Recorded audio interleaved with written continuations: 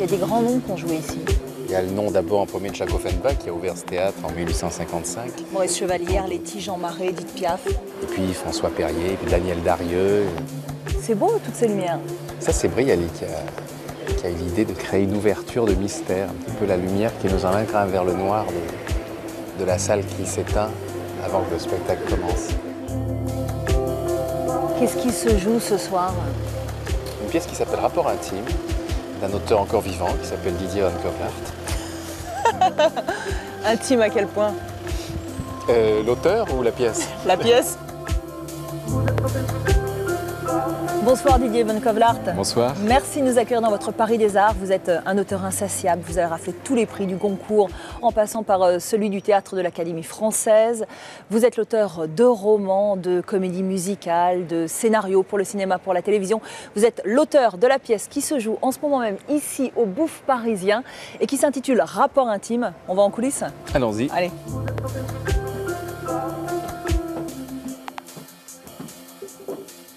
Didier. Coucou. Comment ça va? Ça va et toi? Alors, on ne vous présente plus, Macha Merrill. Vous avez joué dans énormément de films, au cinéma, à la télé, au théâtre. Vous êtes dans la loge historique de ce théâtre. Alors regardez bien cette loge, parce que c'est la loge de Jean-Claude Brialy. Nous sommes assez peu nombreux à avoir eu droit à cette loge. Avant moi, Alain Delon. Souvent des actrices vieillissantes, alors ça me convient parfaitement. Il y a Jeanne Moreau, il y a Arletty, il y a Daniel Darieux, il y avait Laetitia Casta. Alors elle, je l'ai enlevée parce que je trouvais qu'elle était trop jeune. Elle était trop jeune. Alors justement, dans cette pièce, vous interprétez le rôle d'une ex-gloire du journalisme qui, pour durer finalement, accepte d'animer un show de télé-réalité. Qu'est-ce qui vous a plu tout de suite dans ce rôle? La question de comment est-ce qu'une femme qui réussit affronte le vieillissement, affronte la réussite elle-même. D'ailleurs, ça n'est pas que la question de la télévision, c'est la question du travail en général, des femmes qui travaillent. Et beaucoup de femmes qui travaillent sont obligées de sacrifier leur vie personnelle, leur vie sentimentale quelquefois. On est en direct à l'hôpital, il y a un type en coma dépassé, on le prolonge de semaine en semaine, et les gens votent par téléphone pour décider si on le débranche ou pas. Et dans cette pièce de théâtre, Didier Van Kovlart a choisi de faire confiance à son ami Alain Sachs, qui avait mis en scène déjà, en 1996, son adaptation de la nouvelle de Marcel Aimé, Le Passe-Muraille. Oh, il révise. Ça, c'est un acteur sérieux. La comédie musicale avait été récompensée par 3 Molières. Retrouvailles donc dans Rapport intime. Alain, vous êtes dans cette pièce un prof de grec au chômage qui prend en otage une présentatrice télé et leur destin va basculer en direct devant des millions de gens. Ça parle profondément de la société, avec humour, ironie, férocité, tendresse, tout ce qu'on aime au théâtre, quoi. Il n'y a pas beaucoup d'auteurs qui parlent d'aujourd'hui.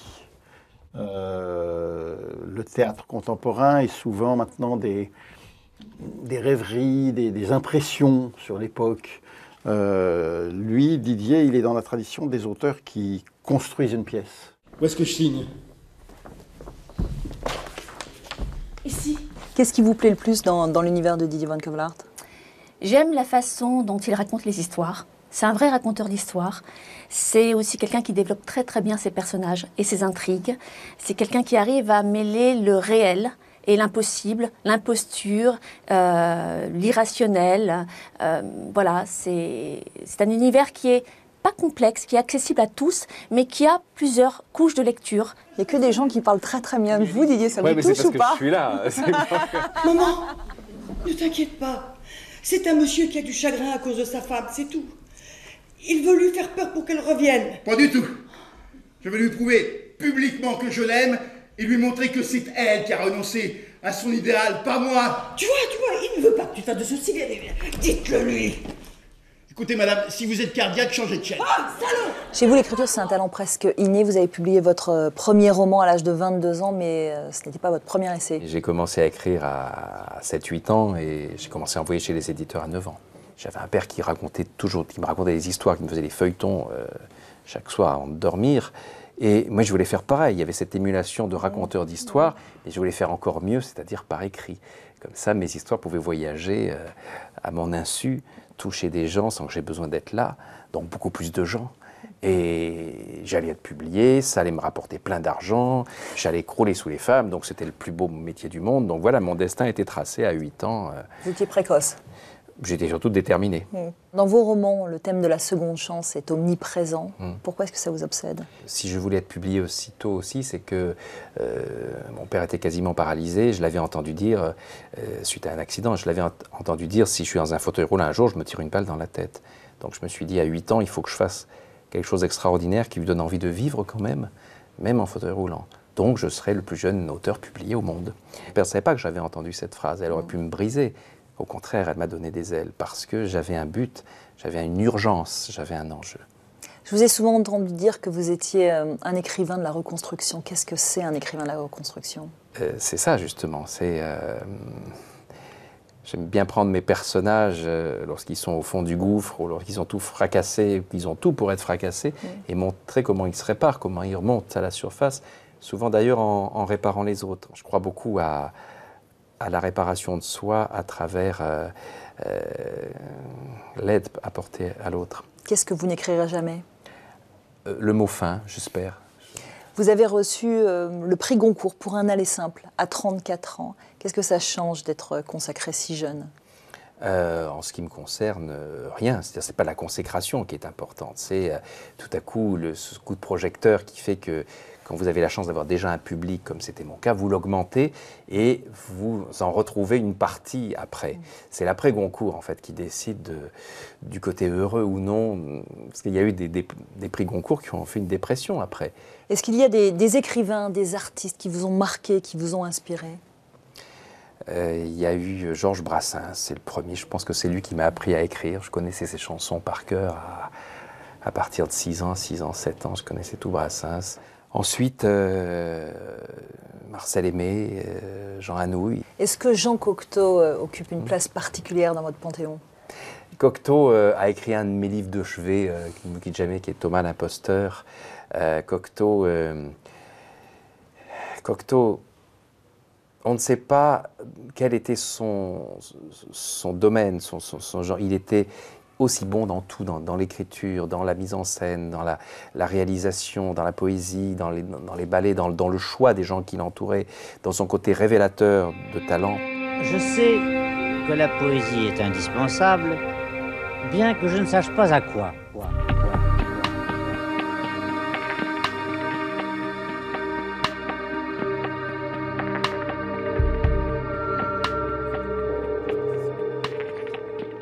C'est donc tout naturellement que Didier a décidé de nous faire visiter l'exposition consacrée à Jean Cocteau, ici, au Musée des Lettres et Manuscrits, dans le 7e arrondissement. Bonjour Pascal Foulaché. Bonjour. Vous êtes le commissaire de cette exposition. Bonjour Pascal. Alors c'est vrai que Jean Cocteau, c'est un touche-à-tout génial qui n'a jamais voulu se restreindre à une seule école, un seul langage. C'était un poète avant tout. Il était poète tout court, il était poète graphique, il faisait de la poésie graphique, de la poésie de théâtre, de la poésie de cinéma. Il a même décoré des chapelles, des maisons. Il y a une très grande harmonie quand on regarde, que ce soit les dessins, l'écriture. On sent quelque chose. Moi, je ne sais pas vous ce que vous sentez, mais il y a toujours un petit frémissement dans la nuque. Il y a quelque chose de très chargé légèrement. C'est très rare la charge légère d'une œuvre. Et Cocteau, personnellement, je ne suis pas le seul, est vraiment quelqu'un qui me rend heureux.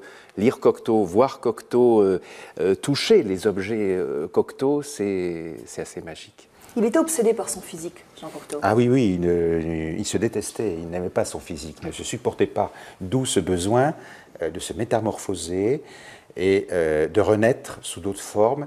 Notamment dans le domaine théâtral, on sait que Jean Marais a été le double de Jean Cocteau. En fait, c'est ni plus ni moins son double. C'est quoi l'essence de Cocteau? Qu'est-ce qui reste? On peut plonger à n'importe quel moment ou être attiré subrepticement par l'univers de Cocteau, on va y reconnaître quelque chose de soi.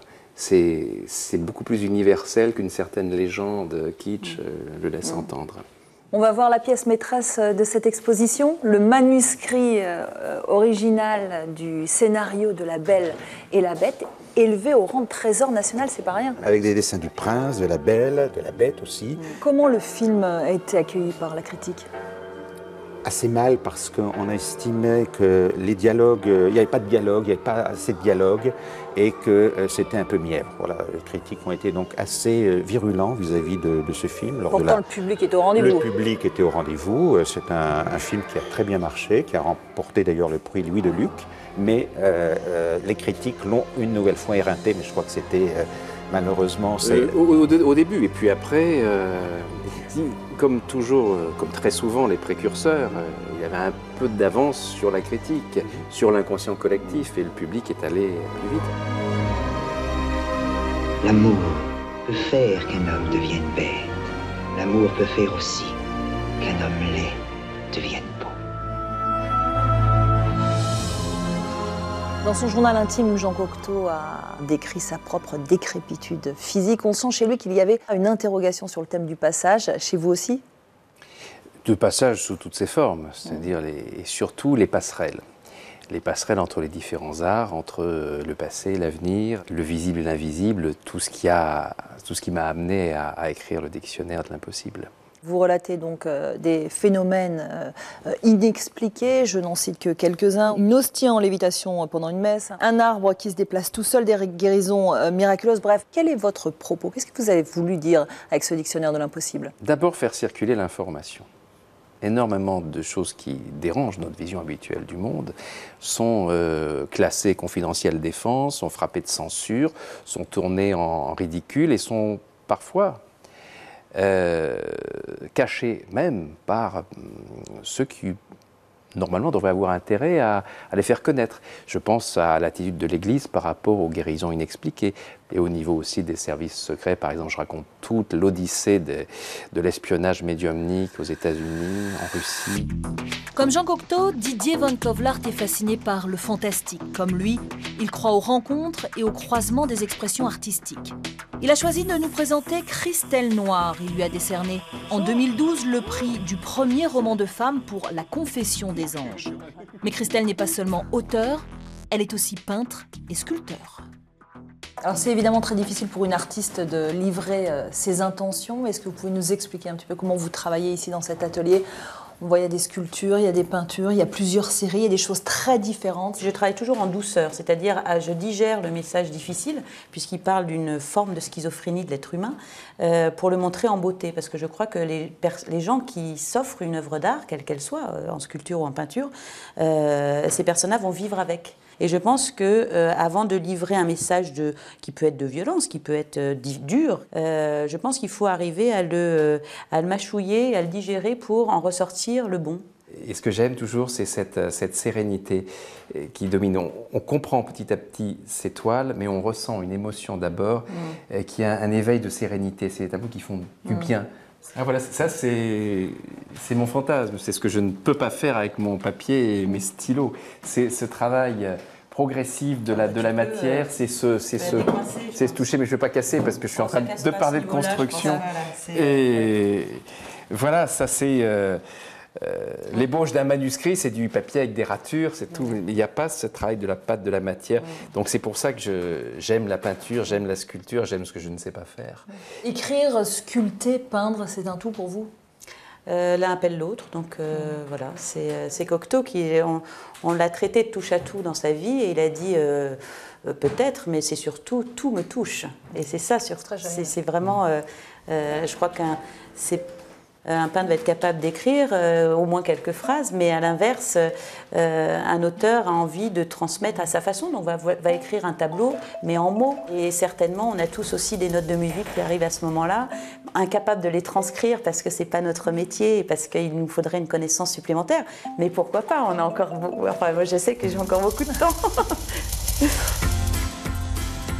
Pour terminer cette émission, Didier n'échappe pas au questionnaire du Paris des Arts. C'est sur le pont Bir Hakeim, rendu célèbre par son métro aérien, qu'il nous livre ses impressions sur la capitale.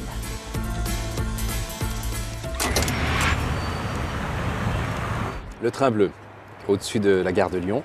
Le luxe d'avoir le temps, parce qu'on arrive trop tôt dans une gare avant le train qu'on doit prendre. Ça, c'est un lieu d'écriture formidable pour moi, le seul lieu public où je peux arriver à écrire. Le lever de soleil sur la Seine. C'est un plaisir que j'ai découvert pendant mon service militaire, quand je travaillais au Quai d'Orsay, service de Téléx en dessous.